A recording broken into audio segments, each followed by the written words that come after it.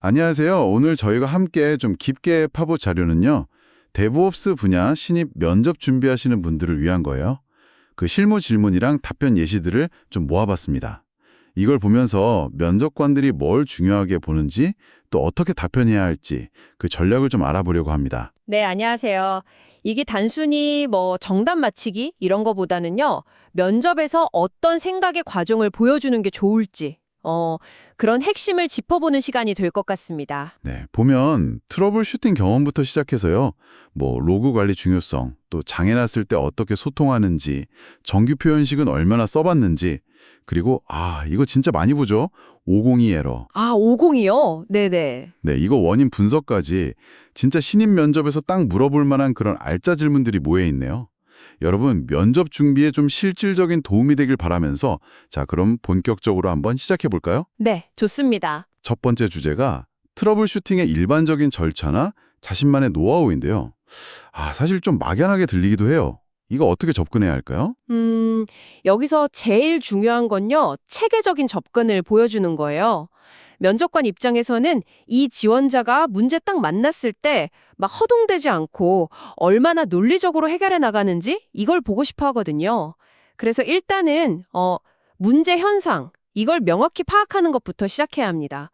예를 들면 어떤 에러 메시지가 뜨지? 언제부터 이랬지? 아니면 특정 사용자한테만 일어나? 이런 거요. 현상 파악. 네, 그럼 그 다음은요? 바로 로그부터 봐야 하나요? 아니면 시스템 상태 체크? 맞습니다. 그 다음엔 관련 로그들, 시스템 로그도 있고 애플리케이션 로그도 있겠죠. 그런 거 확인하고 또 시스템 상태, CPU나 메모리, 네트워크 같은 거 점검하고요. 혹시 최근에 바뀐 건 없는지, 배포 이력이나 설정 변경 같은 거요. 이런 걸 확인하면서 문제 범위를 이렇게 좁혀 나가는 거죠. 예를 들어 웹서버 문제다. 그러면 시스템 스테이터스 엔진X 이런 명령으로 서비스 상태 딱 보고 저널셀이나 아니면 발로그 엔진X 에러.점 로그 이런 로그 파일들 살펴보는 거죠. 이런 구체적인 행동을 언급하는 게 좋습니다. 그러네요. 여기서 딱 중요한 포인트가 있겠네요. 문제 생겼다고 그냥 바로 서버부터 껐다 켜오는 게 아니라 그렇죠. 먼저 로그나 상태 기록을 딱 확보하는 습관, 이걸 강조하는 게 중요하겠군요. 정확합니다. 그거 진짜 중요해요. 왜냐면 재부팅해버리면 원인 분석할 단서가 그냥 날아갈 수 있거든요. 맞아요. 네. 그래서 가능하다면 테스트 환경에서 문제를 한번 재현해 보는 거, 이것도 좋은 접근법이고요. 원인을 좀 더 명확히 하고 해결책 검증하는 데 도움이 되죠. 그리고 이런 과정을 실제 자기 경험이랑 딱 연결시키는 게 설득력을 높입니다. 경험이요? 그러면 예를 들어서 개인 프로젝트 하다가 겪었던 문제 같은 거요? 파일 업로드 기능이 갑자기 안 될 때 접근 로그 보고 에러 로그 보고 배포 내역 뒤져보고 의존성 바뀐 거 확인하고 이렇게 해서 해결했다. 이런 식으로요? 왜 이런 구체적인 경험담이 중요할까요? 그게 단순히 절차를 외웠다 이게 아니라 실제로 그 지식을 어떻게 써서 문제를 풀었는지를 보여주는 거니까요. 면접관은 사실 이론적인 지식보다는 진짜 문제 해결 능력, 그리고 그 과정에서 어떻게 생각하는지 이걸 더 궁금해 하거든요. 그리고 또 하나. 모르는 문제 만났을 때 스택 오버플로우나 공식 문서 커뮤니티 이런 거 찾아보고 해결했다. 그리고 그 과정을 위키나 노션 같은 데다 기록해뒀다. 이런 습관을 얘기하는 것도 좋아요. 기록하는 습관이요? 네. 이게 그냥 단순히 개인 학습 능력을 넘어서 팀 안에서 지식 공유도 하고 협업에도 기여할 수 있는 사람이구나. 이런 인상을 주거든요. 그렇군요. 결과만 딱 말하는 게 아니라 그 과정이랑 배우는 태도, 이걸 보여주는 게 핵심이네요. 더 나아가서 RCA, 그 루트코즈 애널리시스 템플릿을 만들어 봤다거나 아니면 문제 재현 절차를 좀 더 명확하게 문서화하려고 노력했다. 이런 것까지 얘기하면 더 좋겠네요. 맞습니다. 문제 해결 능력도 보여주고 앞으로 성장할 가능성까지 같이 보여주는 거죠. 네, 좋습니다. 다음 질문으로 넘어가 볼까요? 로그를 중앙에서 수집해야 하는 이유인데요. 요즘 많은 회사들이 ELK 스택이나 비슷한 시스템들 많이 쓰잖아요. 근데 왜 굳이 로그를 한 곳에 모아야 할까요? 그냥 서버마다 들어가서 보면 또 간단하지 않나요? 물론 서버마다 접속해서 보는 게 익숙하거나 간단해 보일 수는 있어요. 근데 서비스 규모가 좀 커지거나 특히 요즘처럼 마이크로 서비스 아키텍처 이렇게 여러 컴포넌트로 나뉜 환경에서는요. 개별 서버 로그만 봐서는 전체 상황 파악이나 문제 추적이 너무 어려워집니다. 여러 시스템에 걸쳐서 문제가 생겼을 때 원인 찾으려면 서버를 진짜 일일이 다 들어가 봐야 하는 그런 불편함 때문이군요. 네, 바로 그거죠. 여러 서버나 서비스에서 막 쏟아지는 로그를 한 곳에서 통합적으로 검색하고 분석할 수 있다. 이게 가장 큰 이유입니다. 이걸 통해서 장애가 났을 때 여러 시스템에 걸쳐 있는 복잡한 문제의 원인 분석 시간을 확 줄일 수 있어요. 예를 들어서 뭐 예전에 프로젝트 할 때 VM 여러 대에 일일이 접속해서 로그 보느라 엄청 고생했다. 근데 나중에 ELK 스택 같은 거 도입해서 편해졌다. 이런 경험을 구체적으로 이야기하면 면접관이 훨씬 쉽게 공감할 수 있겠죠. 아, 경험 기반 설명이 역시 와닿네요. 근데요, 이런 시스템 구축하고 또 운용하는 게 비용이나 관리 측면에서 좀 부담될 수도 있지 않을까요? 특히 뭐 좀 작은 스타트업 같은 경우는 오히려 배보다 배꼽이 더 커질 수도 있을 것 같은데요. 오, 아주 좋은 지적이십니다. 실제로 중앙 로그 시스템 구축하고 운영하는 데는 비용, 뭐 저장 공간이나 컴퓨팅 자원 같은 거요.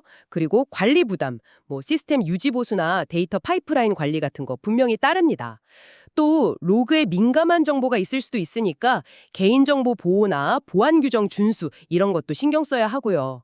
그래서 이런 장단점, 트레이드오프를 같이 언급하는 게 중요해요. 아, 이 지원자가 기술 도입의 현실적인 면까지 이해하고 있구나. 이런 인상을 주거든요. 아하, 단순히 기술 좋다 이게 아니라 좀 균형 잡힌 시각을 보여주는 거군요. 그렇죠.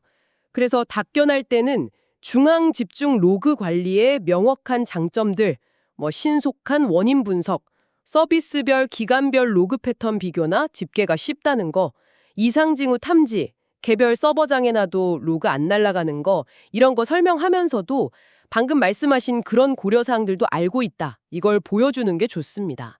더 나아가서는 뭐 ELK 말고 요즘 로키 같은 다른 솔루션도 있던데 그것도 공부해보고 싶다거나 로그 필터링이나 마스킹, 접근 제어 같은 보안 강화 방안에 대해서도 고민하고 있다. 이렇게 덧붙이면 훨씬 적극적인 인재로 보이겠죠. 단순히 기술 아는 걸 넘어서 운영 환경까지 생각하는구나 하고요. 네, 잘 알겠습니다.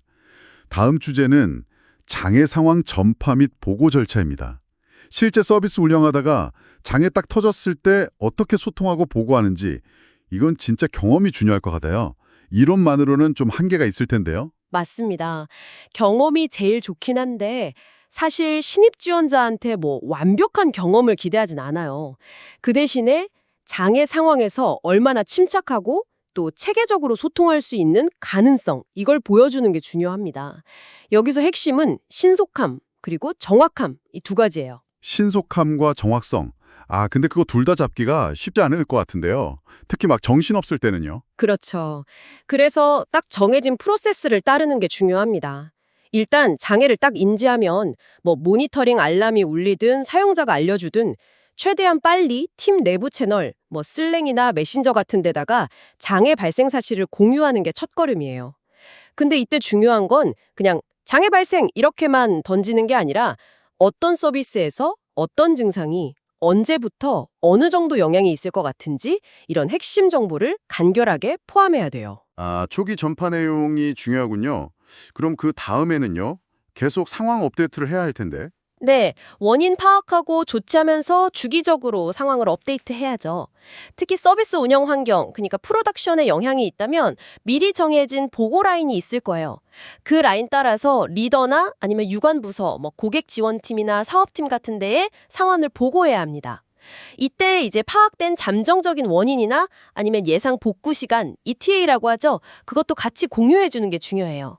그래야 관련 부서들이 대응 계획을 세울 수 있거든요. 장애 조치가 다 끝난 다음에도 할 일이 있죠. 그렇습니다. 어떻게 보면 가장 중요한 단계 중 하나인데요. 바로 사후 분석, 포스트 모템입니다. 장애 경위서나 뭐 회고 문서를 작성해서 장애의 근본 원인, 루트 코스가 뭐였는지, 조치는 어떻게 했는지, 그리고 제일 중요한 거 다시는 이런 일이 없도록 재발 방지 대책은 뭔지 이걸 팀 전체랑 공유해야 해요. 이게 단순히 기록 남기는 게 아니라 조직 전체가 이 경험으로부터 배우고 성장하는 아주 핵심적인 과정입니다. 이때 뭐 누구 잘못이다 이런 비난이 아니라 학습에 초점을 맞춰야 하고요. 만약에 신입이라서 실제 장애 대응 경험이 좀 부족하다면 그래도 이런 프로세스를 잘 알고 있다. 이 점을 어필하는 게 최선이겠네요. 예를 들어서 뭐 모의장에 훈련해본 경험이라든가 아니면 프로젝트 할 때 이슈 트래킹 시스템, 뭐 쥐라 같은 거나 슬랙, 컴플루언스 같은 협업 도구 써서 문제 상황 공유하고 해결했던 경험 이런 걸 얘기할 수도 있겠고요. 정확합니다. 경험 부족해도 괜찮아요.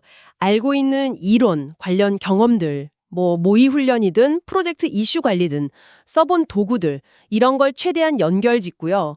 문서화가 얼마나 중요한지 이해하고 있다. 이걸 보여주는 게 중요합니다. 더 나아가서는 실제 운영팀의 장애 대응 프로세스를 꼭 배우고 싶습니다. 재해 복구, DR 시나리오 훈련에도 참여해보고 싶어요. 명확하고 간결하게 커뮤니케이션하는 능력을 더 키우고 싶습니다. 뭐 이런 식으로 배우려는 의지랑 성장 가능성을 적극적으로 어필하는 게 아주 좋은 전략이죠. 네 번째 질문은 정규 표현식, Regular Expression 사용 경험입니다. 이거 개발자나 엔지니어한테는 꽤 익숙한 도구인데 면접에서는 어느 정도 수준까지 얘기해야 할까요? 그냥 뭐 써봤다 이 정도로는 당연히 부족하겠죠. 네, 써봤다는 사실 뭐 큰 의미는 없고요. 중요한 건 어떤 문제를 해결하려고 어떻게 활용했는지 이걸 구체적인 사례를 들어서 설명하는 겁니다. 정규 표현식은 특히 텍스트 데이터가 엄청 많을 때, 예를 들어 로그 파일 같은 거요. 거기서 원하는 정보만 쏙 뽑아내거나 특정 패턴을 걸러낼 때 아주 강력하죠. 예를 들면 어떤 상황일까요? 구체적으로요. 뭐 쉘 환경에서 그랩이나 오크, 세드 이런 명령어랑 같이 정규 표현식 써가지고 특정 에러 코드나 IP 주소 들어간 로그 라인만 뽑아봤다거나 아니면 파이썬 알리 모듈 써서 웹서버 접근 로그에서 특정 형식의 URL이나 사용자 에이전트 정보를 추출해봤다거나 이런 경험이요. 예를 들면 뭐 그랩 -e, 에러, 데이터베이스, 네트워크 애플리케이션 로그 이런 식으로 에러 단어 뒤에 데이터베이스나 네트워크가 나오는 로그를 찾았다라던가 아니면 파이썬 콕으로 r2.findAll, r130, 130, 130, 130 로그라인 뭐 이렇게 IP 주소 패턴 찾아가지고 리스트로 만드는 코드를 짜봤다. 이런 걸 설명하면 좋죠. 실제 썼던 코드 조각이나 명령어 예시를 직접 보여주거나 설명하는 게 확실히 와닿겠네요. 근데 정규 표현식이 사실 꽤 복잡한 경우도 많잖아요. 뭐 look ahead니, back reference니 이런 고급 기능은 잘 모른다면 이걸 어떻게 할까요? 그럴 땐 솔직한 게 제일 좋습니다. 모르는 걸 아는 척하기보다는 이런 기본적인 패턴 매칭이나 추출은 해봤습니다. 근데 뭐 복잡한 전후방 탐색, 룩아헤드, 룩비하인드 같은 고급 기능은 아직 좀 미숙합니다. 하지만 필요할 때는 공식 문서나 내직스캐노일.com 같은 도구 보면서 학습하고 적용할 자신은 있습니다. 이런 식으로요. 현재 수준을 솔직하게 딱 밝히고 배우려는 자세를 보여주는 게 훨씬 긍정적이에요. 면접관도 뭐 모든 기능을 다 마스터한 사람보다는 필요한 걸 스스로 학습해서 문제를 해결할 수 있는 사람, 그런 사람을 찾는다는 걸 기억해야 합니다. 그렇군요. 현재 아는 거랑 더불어서 학습 능력이랑 의지를 보여주는 게 중요하군요. 앞으로 이 정규 표현식을 활용해서 좀 더 복잡한 로그 패턴 분석이라든지 데이터 전처리 자동화 같은 거에 도전해보고 싶다. 이런 포부를 밝히는 것도 좋은 인상을 줄 수 있겠네요. 맞습니다. 현재 역량과 미래의 활용 계획, 이걸 같이 보여주는 거죠. 자, 드디어 마지막 질문입니다. 서비스가 간헐적으로 502 배드 게이트웨이 에러를 반환할 때 의심해 볼 수 있는 원인은 뭘까요? 이거 정말 실무에서 골치 아픈 문제 중 하나인데요. 특히 간헐적 이 단서가 붙으면 원인 찾기가 더 어려울 것 같아요. 맞습니다. 502 에러 자체도 원인이 참 다양한데 간헐적으로 발생하면 이게 특정 조건에서만 문제가 나타나는 거라 재현도 어렵고 분석도 더 까다롭죠. 502 배드 게이트웨이는 기본적으로 앞단, 그러니까 클라이언트 요청 받는 게이트웨이 역할하는 애들, 예를 들면 웹서버 엔진IX나 로드 밸런서요. 얘네가 뒷단, 실제 로직 처리하는 애플리케이션 서버나 와스 같은 애들한테서 유효한 응답을 못 받았을 때 발생합니다. 듣기만 해도 복잡한데요. 어떤 원인들을 생각해 볼 수 있을까요? 이게 어디부터 살펴봐야 할지 감도 잘 안 잡히는데요. 이것도 체계적으로 접근해야 하는데요. 크게 몇 가지 영역으로 나눠볼 수 있습니다. 첫째는 백엔드 애플리케이션 자체의 문제예요. 이게 제일 흔한 경우죠. 백엔드 프로세스가 순간적으로 죽었다 살아나거나 크래시 리스타트 아니면 메모리 부족 OOM 때문에 운영체제가 프로세스를 강제로 죽이거나 아니면 특정 요청 처리할 때 과부하 걸려서 응답이 엄청 느려지거나요. 뭐 DB 커넥션 풀이 부족하다 이런 리소스 고갈 문제도 여기 포함될 수 있고요. 백엔드 자체 문제. 네. 둘째는 네트워크 연결 문제입니다. 앞단 서버랑 뒷단 서버 사이의 네트워크가 불안정해서 간헐적으로 연결이 끊기거나 느려지는 경우죠. 아니면 방화벽이나 클라우드 보안 그룹 설정이 바뀌어서 특정 조건에서 통신이 막힐 수도 있고요. 네트워크. 셋째는 앞단 서버, 그러니까 프록시나 웹 서버의 설정 문제입니다. 엔진엑스 같은 프록시 서버에 설정된 타임아웃 값, 예를 들어 프록시 리드 타임아웃, 이게 너무 짧아서 백엔드 응답을 못 기다리고 그냥 연결을 끊어버리는 경우도 있고요. 아니면 백엔드 서버로 동시에 보낼 수 있는 최대 연결수, 맥스컨스 같은 제한에 걸려서 요청을 전달 못하는 경우도 있습니다. 설정 문제도 있군요. 네. 그리고 넷째는 최근 변경 사항의 영향입니다. 새로 배포한 백엔드 코드에 특정 로직 버그가 있어서 간헐적으로 잘못된 응답을 주거나 아예 응답을 못 주는 경우, 이것도 원인이 될 수 있죠. 와, 진짜 원인이 다양하네요. 가능성이 이렇게 많으면 대체 어디서부터 시작해야 할까요? 제일 좋은 출발점은 역시 장애 발생 시점의 로그를 확인하는 겁니다. 특히 백엔드 애플리케이션 서버의 에러 로그랑 앞단 프록시 서버, 엔진엑스 같은 거의 에러 로그를 동시에 비교 분석하는 게 아주 중요해요. 예를 들어 엔진엑스 에러 로그에 업스트림 타임드아웃 이런 메시지가 보이면 백엔드 응답이 느리거나 타임아웃 설정 문제일 수 있겠다, 이렇게 의심해 볼 수 있고요. 커넥트 페일드 이런 게 보이면 네트워크 연들 문제부터 살펴보는 거죠. 백엔드 서버의 헬스 체크 로그나 시스템 리소스, CPU나 메모리 사용량 변화 보는 것도 중요한 단서가 되고요. 역시 로그 분석이 핵심이군요. 자료에 나온 것처럼 예전에 Node.js 백엔드가 요청 과부하 때문에 간헐적으로 멈췄던 경험을 예로 들면서 그때 PM2 로그랑 엔진엑스 로그를 비교 분석해서 특정 시간대에 백엔드 응답이 없었구나, 이걸 확인해서 원인을 찾았다, 이런 과정을 설명하면 좋겠네요. 네, 실제 경험 기반 설명이 제일 설득력 있죠. 만약 직접 경험이 좀 부족하다면 아까 설명드린 다양한 원인들을 체계적으로 딱 제시하고 어떤 로그랑 지표를 어떤 순서로 확인할 건지 그 논리적인 분석 계획을 설명하는 게 중요합니다. 예를 들면 먼저 엔진엑스 에러 로그에서 관련 오류 메시지 있는지 확인하고 동시에 그 시간대 백엔드 서버의 애플리케이션 로그랑 시스템 리소스 사용률을 체크해서 이게 백엔드 문제인지 프록시나 네트워크 문제인지 범위를 좁혀나가겠습니다. 필요하다면 데이터덕 같은 모니터링 툴이나 분산 추적 시스템을 써서 요청 흐름을 좀 더 자세히 추적해 볼 겁니다. 이런 식으로 답변할 수 있겠죠. 결국 신입에게는 완벽한 해결 경험보다는 문제에 접근하는 그 논리적인 사고 과정하고 배우려는 의지, 이걸 보여주는 게 더 중요하겠군요. 정확합니다. 다양한 가능성을 알고 있고 체계적으로 접근하려는 자세, 그리고 모르는 부분은 배우겠다, 이 의지를 보여주는 게 핵심이죠. 네. 오늘 저희는 데브옵스 신입 면접에서 나올 법한 5가지 실무 질문하고 그에 대한 답변 전략을 좀 깊이 있게 다뤄봤습니다. 들어보니까 단순히 기술 지식만 막 나열하는 것보다는 자기 경험이랑 연결하고 또 문제를 체계적으로 분석하는 과정을 보여주면서 이 사람은 계속 배우려고 하는구나, 이런 자세를 어필하는 게 중요하다는 생각이 드네요. 면서 개인 프로젝트로 직접 구현해 보는 식으로 적극적으로 공부하고 있습니다. 이렇게 부족한 점을 어떻게 보완하고 있는지 그 구체적인 노력을 같이 제시하는 게 좋습니다. 그리고 마지막에 기회가 주어진다면 실제 서비스 운영 경험을 통해서 빨리 배우고 팀에 기여하고 싶습니다. 이런 포부를 덧붙이면 신입으로서 아주 긍정적인 인상을 줄 수 있죠. 네.